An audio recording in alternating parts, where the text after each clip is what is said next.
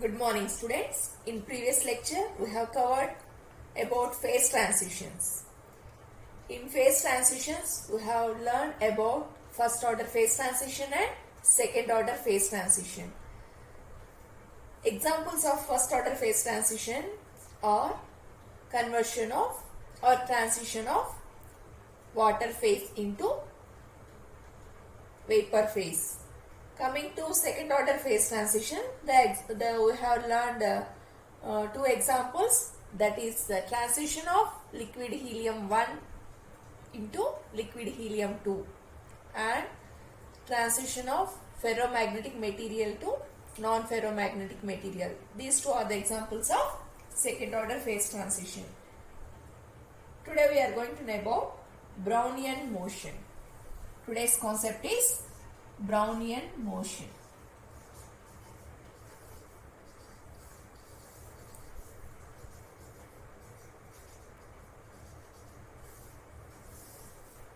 Let us define what is Brownian motion, then we can come to know why it is caused. See, if you consider any liquid, okay, consider a liquid. In liquid you know that water molecules are present. Now, if a particle immersed in a liquid, okay, assume this is the particle, we are immersing in a liquid. Now this particle in a liquid exhibits random type of motion. Random type of motion. This motion we are calling it as Brownian motion. We are calling it as Brownian motion. Once again I am repeating. When a small particle immersed in a liquid or suspended in a liquid, then this particle exhibits random type of motion is called Brownian motion. Now our question is, why this particle move in random manner? The particle moves in random manner due to thermal fluctuations.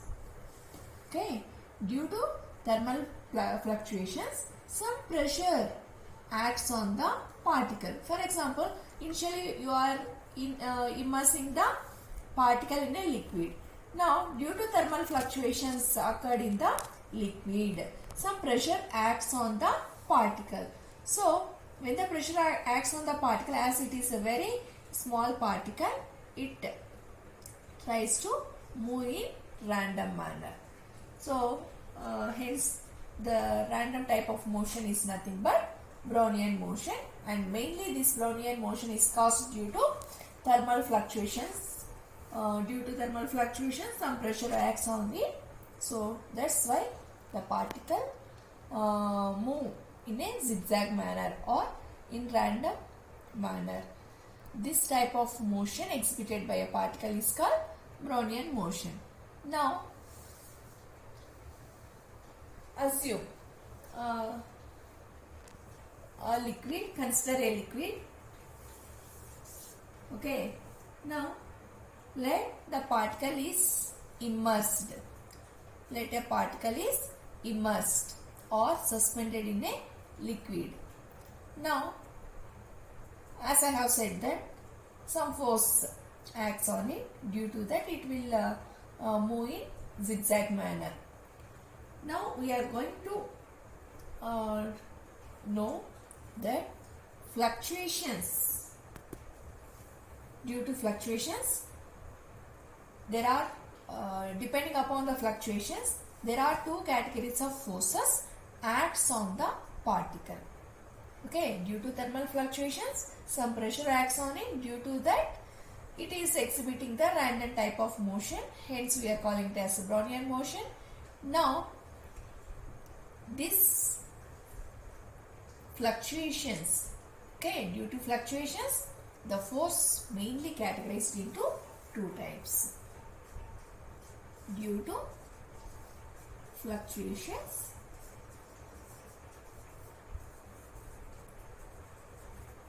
the forces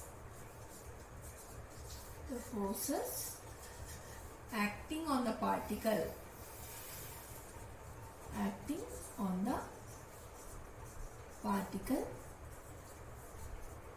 mainly categorized into two types.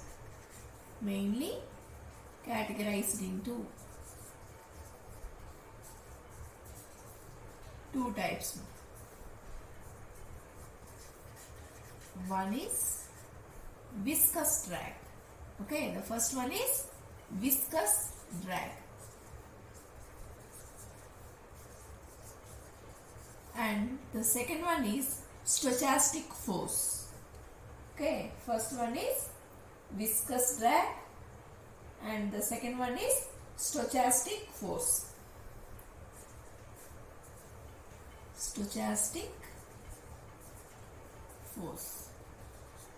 Now let us know what is viscous drag and what is stochastic force.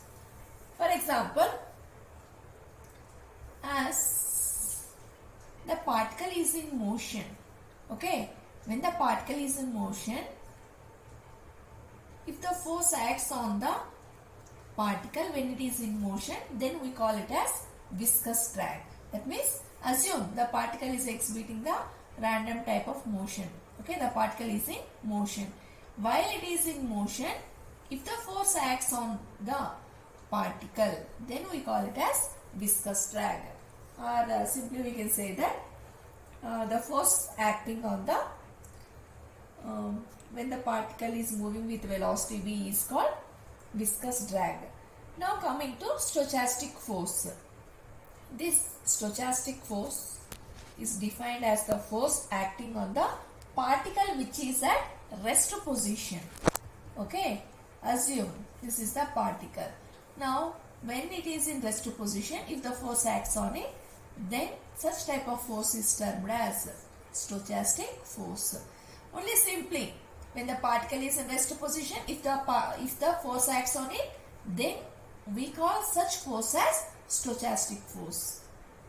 Okay, and when the particle is in motion, if the force acts on it, we call such force as viscous drag. Okay, I think everybody clear what is viscous drag and stochastic force. Okay, the force acting on the particle when it is in motion is called viscous drag.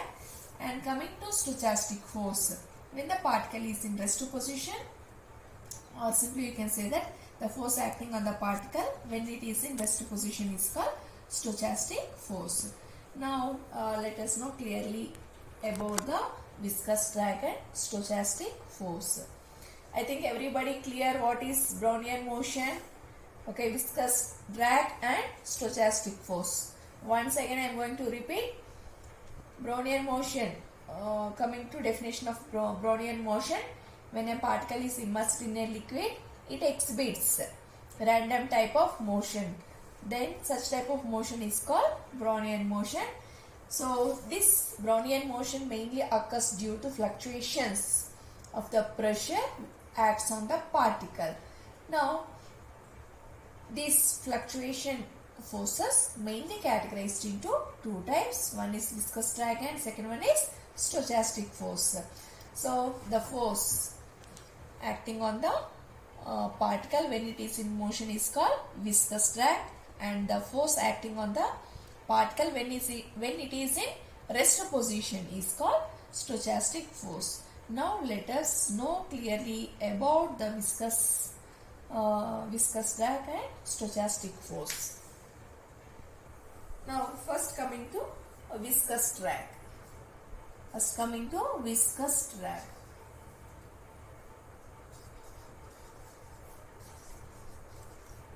This viscous drag is denoted by -6 phi eta RV.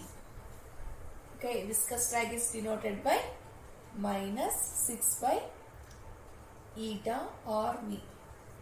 Here eta represents, okay, we call the symbol as eta. This eta represents viscosity of liquid. viscosity of liquid. That means viscosity of water.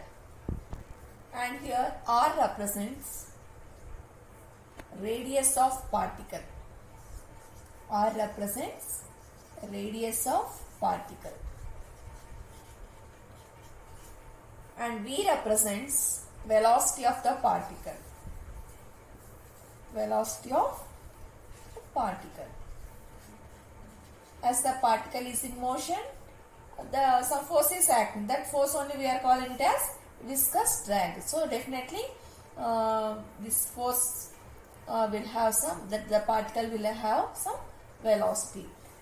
So here viscous drag is denoted by minus 6 pi eta RV. Here eta is nothing but viscosity of water, R represents radius of particle and V represents the velocity of the particle. Now coming to stochastic force. Stochastic force. Stochastic force is defined as the force which is acting on the rest mode particle is called stochastic force. And this force is denoted by M A of T. M A of T. Here M represents the mass of the particle and A of T, or you can simply you can say that M A of T is nothing but average value. Okay, average value representing the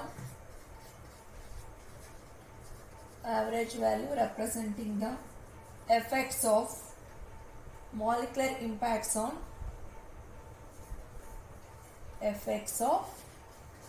molecular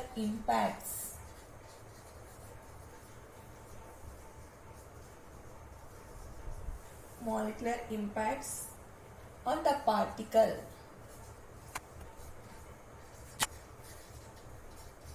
At rest.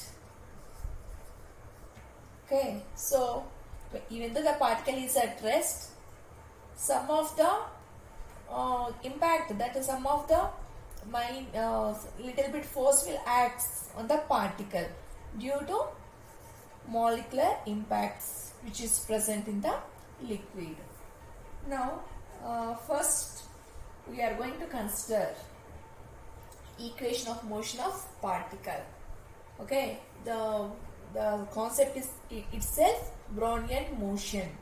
So when the particle is in motion, we can say that for that we can write the equation of motion of the particle. Now we are going to consider equation for the motion of particle. Equation for the motion of particle, or you can say that equation of motion of particle is denoted by the equation m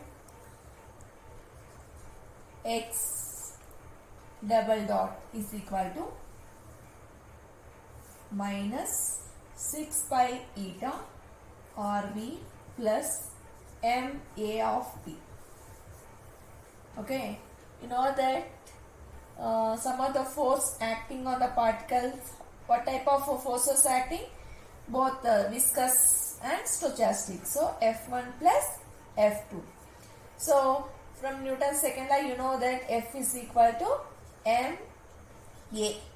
Okay, so here m like that only. Here A is nothing but double differentiation of displacement. So here double dot represents the acceleration.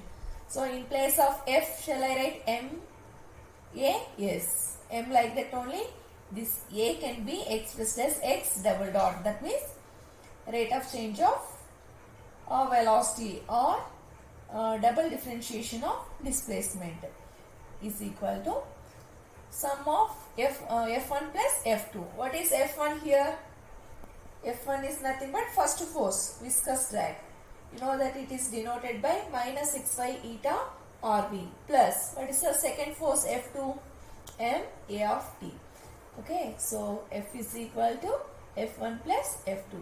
So we got Mx double dot is equal to minus 6 pi eta RV plus M A of T. Consider this as equation number 1. Now send this M to the RHS side.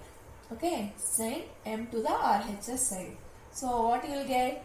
X double dot is equal to minus 6 pi eta RV by M plus M A of T by M. Now what you will get here? M gets cancelled and the remaining terms will write.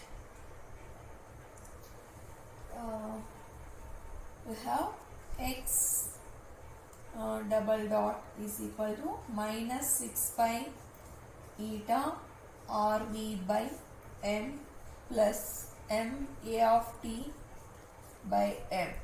Here gets cancelled. The remaining terms I am going to write. X double dot is equal to minus 6 pi eta RV by M plus A of T. Now consider this as equation number 2. Now multiplying x on both sides. Multiplying x on both sides. So what you will get? X double dot is equal to minus 6 pi eta RV by M into x plus X A of T. X A of T. Now here V you are observing. In place of V, how can you define velocity? Rate of change of displacement. Okay, V is equal to rate of change of displacement, that is dx by dt.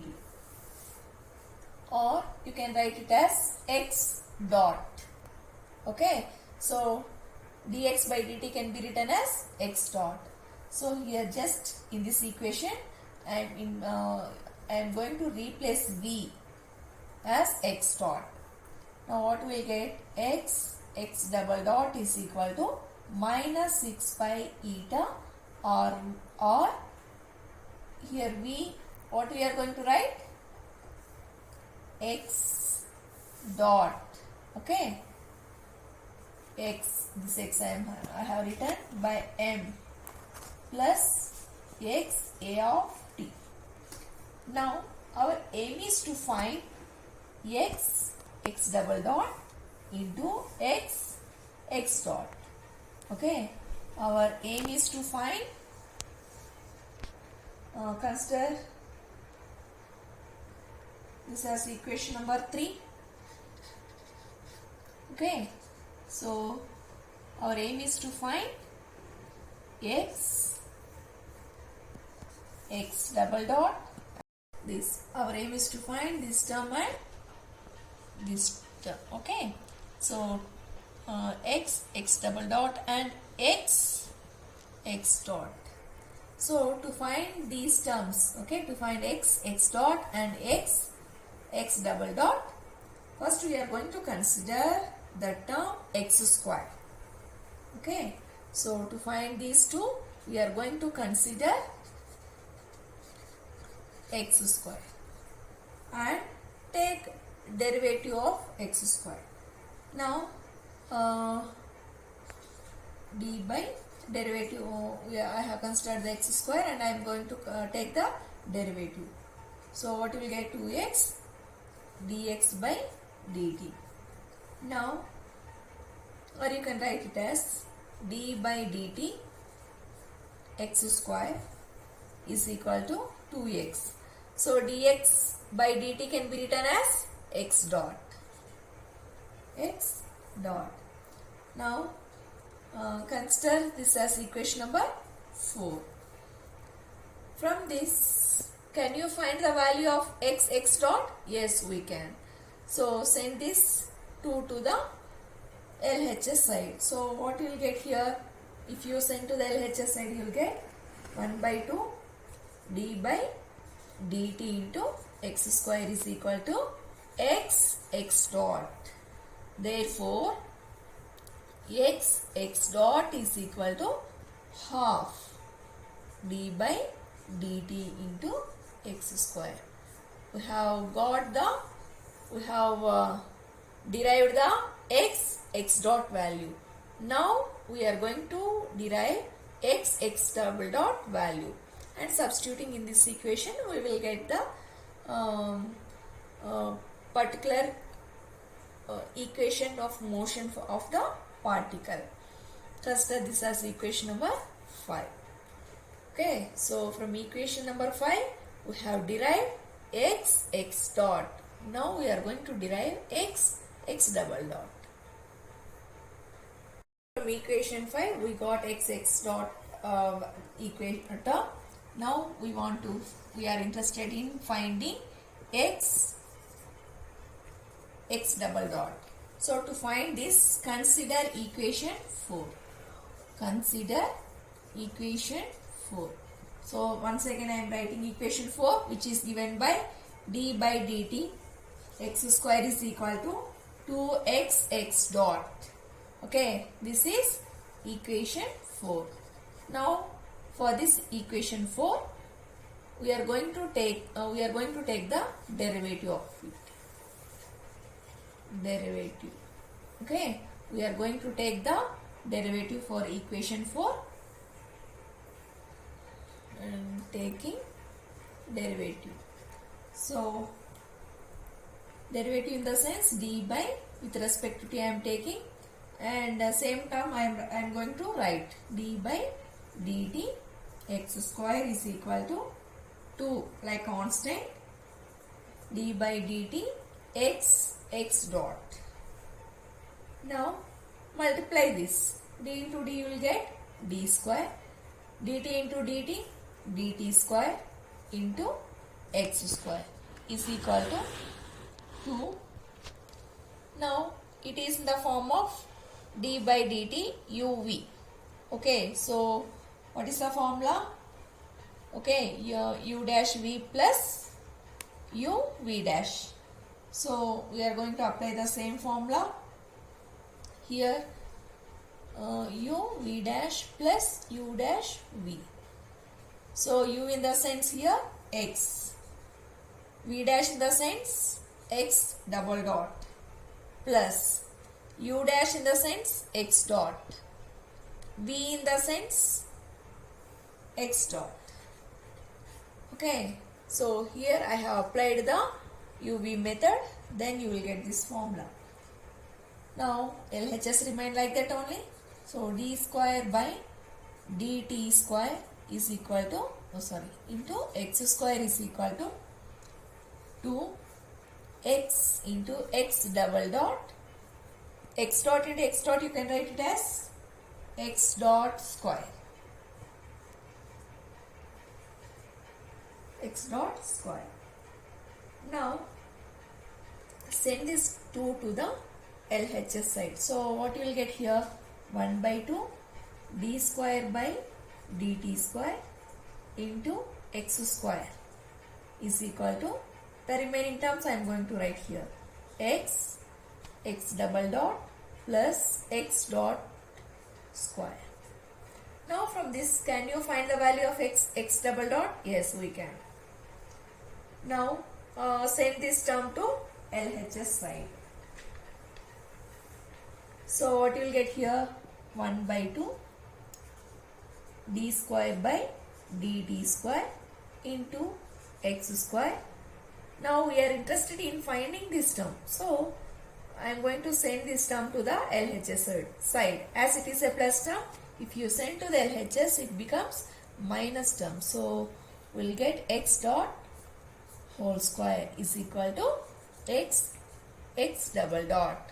So from this we can find, therefore x double dot is equal to 1 by 2 d square by dt square into x square minus x dot whole square. Consider this as equation number 6. So we have derived the x dot value and x double dot value. Now we are going to substitute this equation 5 and 6 in equation number 3. Okay, we are going to substitute equation 5 and 6 in equation number 3. Substituting equation 5 and 6 in equation number 3. Substituting equation 5 and 6 in equation number 3. We have half d square by dt square into x square minus x dot whole square is equal to minus 6 phi eta r by m. Here v value is nothing but x dot, no. So x dot value is half d by dt into x square. I have written x dot value plus x a of t. Just I have substituted equation 5 and 6 in equation number 3. Then we have this equation. Consider this as equation number 7. Now the time average of x a of t is 0 because a and x are uncorrelated. So that means consider this as 0 because a and x values are uncorrelated. Hence we are considering the value of x a of t as 0. Now by equipartition we have by equipartition function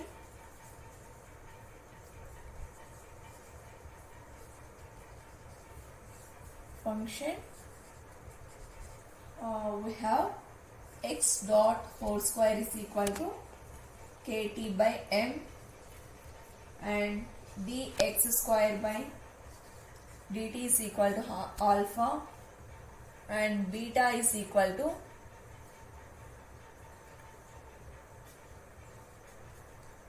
6 phi eta r by m. Now substitute these values in equation number 7. Okay, that means x a of t is equal to 0 and x dot whole square is equal to kt by m, dx square by dt is equal to alpha. That means wherever the parameters are there, you substitute these values in equation number 7. Now equation 7 becomes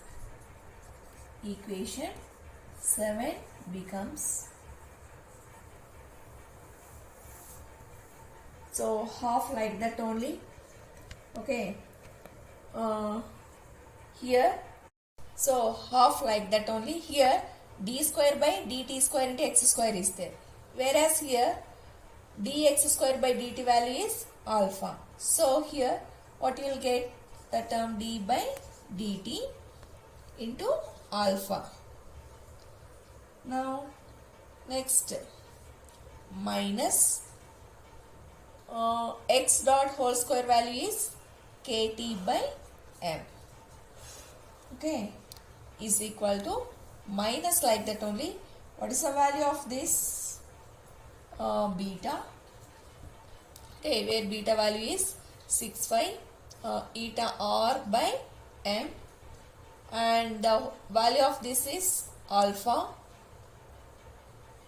Okay, d by dt x square value is alpha. Here half is there, so that half I am writing. Simply mark the value of this is beta, half I have written like that only. What is d by dt x square value?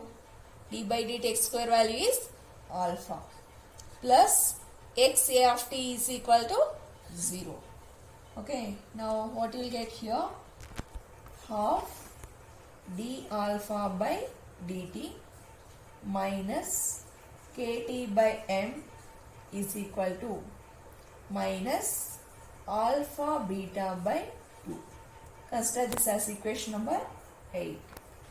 Now, by integrating equation 8, we will get the final equation of motion of the particle, which exhibits the Brownian motion. Thank you.